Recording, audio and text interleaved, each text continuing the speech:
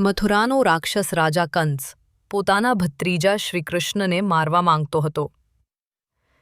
તેથી તેણે પૂતના નામની ભયંકર રાક્ષસીને ગોકુળ મોકલી.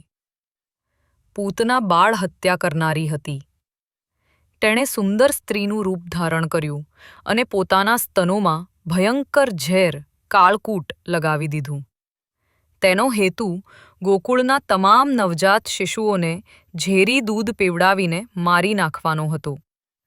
પૂતના નંદ બાબાના ઘરે આવી અને મા યશોદાની પરવાનગી વગર બાળકૃષ્ણને ઊંચકી લીધા. તેણે ભગવાનને ઝેરવાળું દૂધ પીવડાવવાનો પ્રયત્ન કર્યો, પરંતુ બાળ સ્વરૂપ શ્રીકૃષ્ણએ માત્ર ઝેર જ નહીં પણ તેના સ્તનોમાંથી તેના પ્રાણ પણ ખેંચી લીધા. પ્રાણ ખેંચાઈ જતાં પૂતનાનું સુંદર રૂપ છૂટી ગયું અને તે પોતાના ભયાનક વિશાળ રાક્ષસી સ્વરૂપમાં જમીન